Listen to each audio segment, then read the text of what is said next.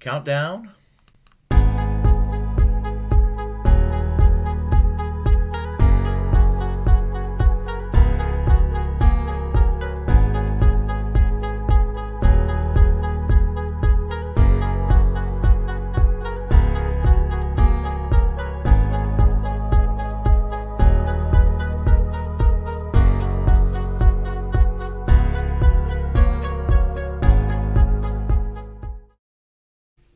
Hello, welcome to another edition of the Willie Bragg Show. I am your host, Willie Bragg, and I am going to talk about today Marjorie Taylor Greene. I just like Farron Cousins from Ring of Fire. It looks like I spent a little bit too much time talking about her, but she makes so much damn news that she provides material for better or worse. And the thing about it is that she's been removed permanently from Twitter. And the thing about it is, I'm going to share you this video, and afterwards I'll share a few words. We'll have a little discussion on Marjorie Taylor Greene, our favorite nutcase, right? Here we go. Twitter has permanently suspended the personal account of Georgia Republican Congresswoman Marjorie Taylor Greene. The social media service removed Greene's account on Sunday after she tweeted a misleading chart with unverified data Saturday. The tweet falsely suggested COVID vaccines were causing large numbers of deaths. The post represents Greene's fifth violation of Twitter's coronavirus misinformation policy, meaning her account will not be restored. However, her official congressional account remains active. Greene responded to the removal of her personal account on Getter. That's a social media platform targeted at American conservatives. She attacked Twitter as a, quote, enemy to America that can't handle the truth. Well, let's see where. All right. Well, enemy of the people, enemy of the America. Well, before commenting on Marjorie Taylor Greene, I'm going to give you a spoiler alert about her being suspended or permanently banned from Twitter, and I am going to reluctantly defend Marjorie Taylor Greene on free speech grounds. Well, you shouldn't be surprised by that. I'm a free speech absolutist. But make no mistake, just in case you're not aware of my position on Marjorie Taylor Greene, how I view her, I will tell you how I do view her up front in spite of my support for her as far as her free speech rights. I despise Marjorie Taylor Greene. I mean, there are no words that could be in any dictionary to tell you how much I despise that woman. But I'm also not a hypocrite. I am a free speech absolutist, and that's what it comes down to.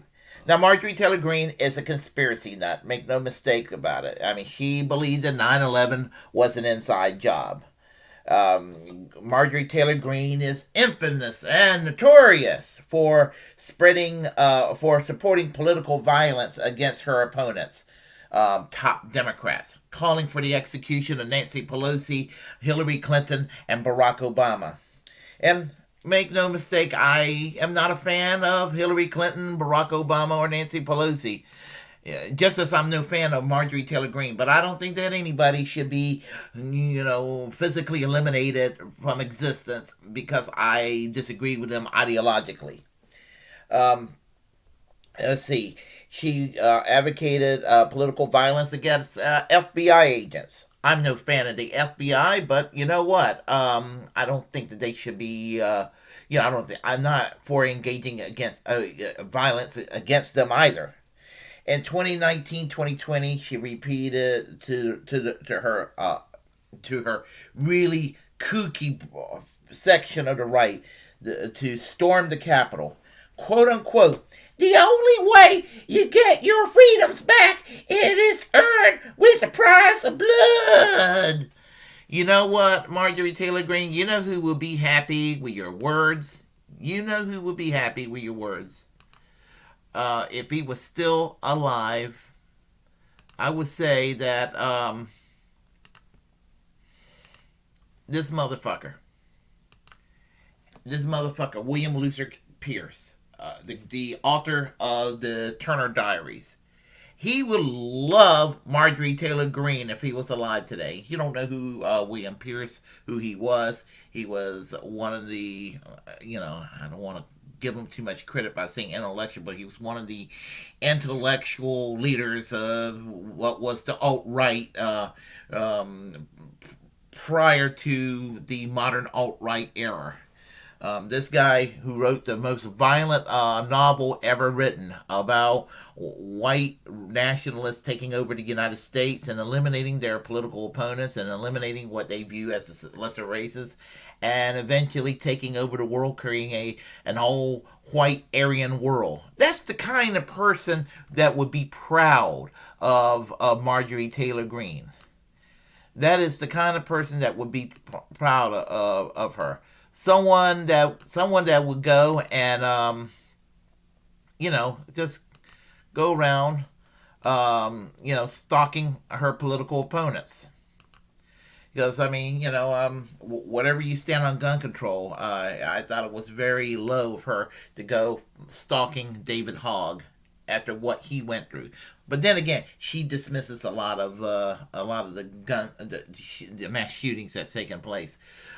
She called for AOC to be arrested and put behind bars at a rally. So this is the kind of person we're dealing with right here. She's a conspiracy nut about the 2020 election. She believes in QAnon, which basically means that there is a satanic cabal or network of prominent Democrats and Hollywood celebrities kidnapping and abducting children, raping them and murdering them in a satanic ceremony. This is the kind of crap that she believes in. She believes in the Frazzle Drip conspiracy theory, which was the conspiracy theory that Hillary Clinton and one of her aides, Huma Abedin, basically would capture children, rape them, brutally murder them, cut their face off, wear a mask of them in a satanic ritual. This is Marjorie Taylor Greene. She goes with the conspiracy theories, and I remember these conspiracy theories in the 1990s about how Bill Clinton and Hillary Clinton murdered dozens of political opponents. Now, if you know anything about me, I am no fan of Bill and Hillary Clinton. I mean, you have to understand where I come from politically. Bill Clinton is associated with the Democratic Leadership Council, which Reaganized the Democratic Party in the 1990s and made the Democratic Party as insufferable as it is today. So I despise Bill Clinton. I despise Hillary Clinton because I lost several friends because I backed Bernie Sanders in 2016 as I did in 2020. And the thing about it is that people thought that I was a racist and a sexist for supporting a quote unquote white man over Hillary Clinton. Never mind that the white man that was challenging Hillary Clinton was Jewish and been deeply involved with civil rights in the 1960s, whereas Hillary Clinton and her husband were supporting policies that put African Americans behind bars, such as with the 1994 crime bill, the one they called the Biden crime bill. So I'm mentioning Democrats at the same time because I want to make damn sure that I'm not a partisan hack. I want people to know that I criticize everybody pretty much equally. The Pizzagate scandal. She believed in Pizzagate, where again, some pizza joint in Washington D.C. had a basement where the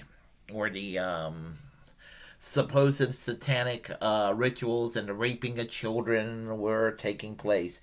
She believed that the Sandy Hook massacre was a false. Was false. She also believed that the Las Vegas shooting was false and other shootings around. And then 2018, the terrorist attempt against Democratic politicians in 2018. She also claimed were all false. I mean, that's the kind of person we're dealing with, with Marjorie Taylor Greene. And thing about it is, let's not forget this, please. By all means, let's not forget the one that's it's disturbing, but there is a kernel of humor to it because it's so cartoonish. She is so cartoonish about this.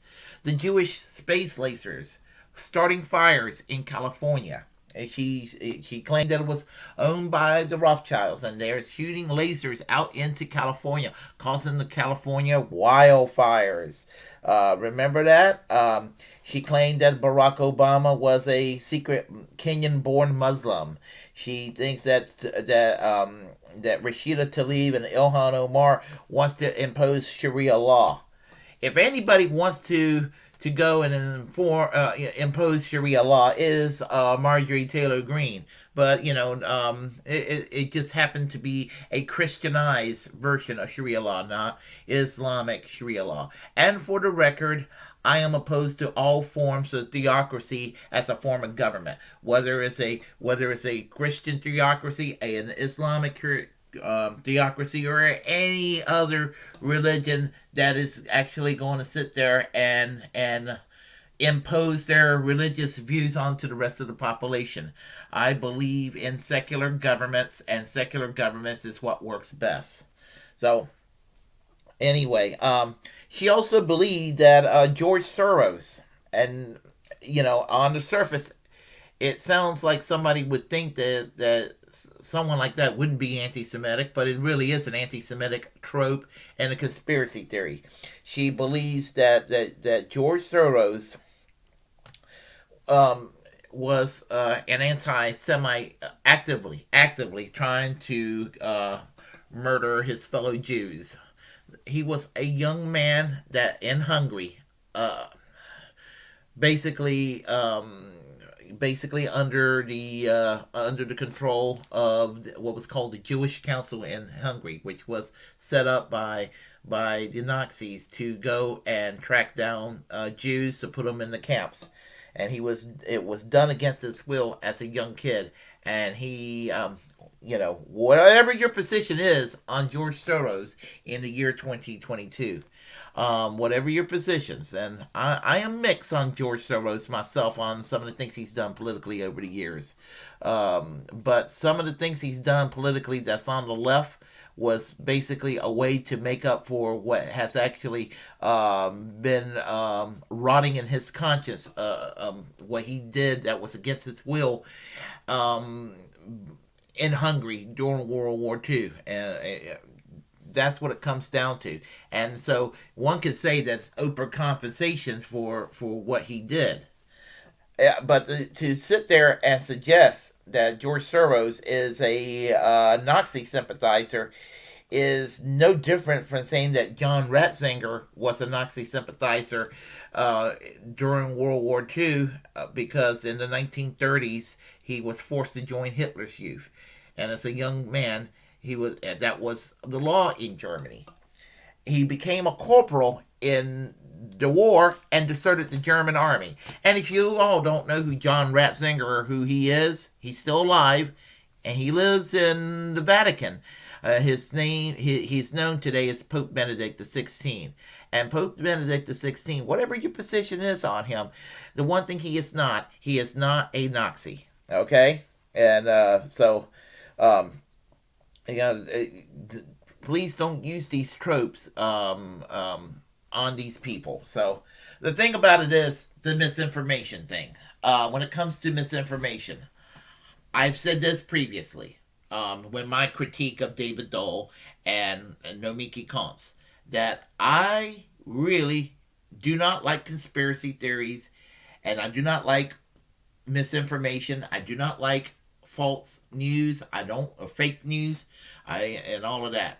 But I also do not support a ministry of truth, and I also do not support fact checkers, because who's going to fact check the fact checkers? And I said this previously, that I have to reluctantly defend Marjorie Taylor Greene's right to spread bullshit and lies. And what it is bullshit and lies. She may not be vaccinated, but she's a hypocrite because she has ties to Pfizer, which is promoting, which is, associated with the vaccine. So she's actually profiting off of the vaccine in spite of her misinformation against it. She doesn't have a problem with people being vaccinated. She's doing it to create a culture war scenario, which is what a lot of these people do. That, when Republicans, and I'm not saying that as someone as toxic as Marjorie Taylor Greene is associated with all Republicans, but the thing about it is that a lot of people on the media right, whether it's Fox News or One American News Network or Newsmax or some of these right wing talking heads and some of the more toxic members of Congress like Marjorie Taylor Greene and Paul Gosar and Lauren Boebert and Louis Gohmert and these morons going around basically saying, using culture wars to try to distract people. So, all they know how to do is talk about Dr. Seuss and talk about, Mr. Potato Head, or talk about, history or herstory and this sort of thing. And my problem with the Democrats is they fall for debate, critical race theory or what have you. And there's been a lot of misinformation by those on the right about critical race theory. So, and that's a whole other commentary. But the point I'm trying to make is that they use these issues, these culture war issues, to sit there and distract people from the fact that we have a profit-driven healthcare system which is killing Americans by depriving them of health care based on cost, or bankrupting them, or doing both. We got a situation where we are bogged down in Middle Eastern wars halfway across the world when we need to bring our troops back home and mind our own damn business and attend to our own domestic problems. And these people who claim to be for the veterans are not for the veterans. Anyway, so the thing about it is, on free speech grounds, she's still, as far as I'm concerned, I don't like Marjorie Taylor Greene. I think she's a piece of shit. She's worthless. She's trash. She's awful. She's just the worst person imaginable in the mainstream political discourse in this country. But I think it was bullshit for Twitter to remove her account, because honestly, in spite of the misinformation out there, when people shut down voices based on misinformation, conspiracy theory, you know what social media is doing, and you know what some of the people who are encouraging that kind of thing are doing. They may not even realize it, but they are actually almost saying, well, if you're silencing somebody, you got something to hide. Maybe there's something to what they're saying. In other words, they're going to find this alternative information that needs to be refuted by having it open and for everybody to see what bullshit it is. When you go and you push it underground, you know what you do? You make it look edgy. You make look at garbage information look sexy and edgy and underground and all that. And so it's going to just legitimize garbage that shouldn't even be legitimized to begin with. And the best way to delegitimize garbage is to let it out in the open so people can see what a crock of shit it is to begin with. So that's my take right there. I see we have somebody on the chat line, and I am so sorry I cannot pronounce the name. YTGJI Worthy. How are you? Noise NC site. I'm not exactly sure what that means, but anyway, how are you doing today? And Let me conclude by saying that if you like what you heard, you on the chat line and anybody else watching this, if you like what you heard, press like and comment. Comment any ways you don't like it. We'll have a conversation. Feel free to share the content on this channel. As a First Amendment absolutist, it's my duty to inform you to create your own platform and utilize it because we are, in fact, the muckrakers of our time. Feel free to also hit that subscribe button, hit that notification bell. I am your host, Willie Bragg of The Willie Bragg Show. And until next time, class struggle perpetually until we achieve class justice for all. And, of course, never forget, free Julian Assange. So, so there. So there. And until next time, take care. Take care.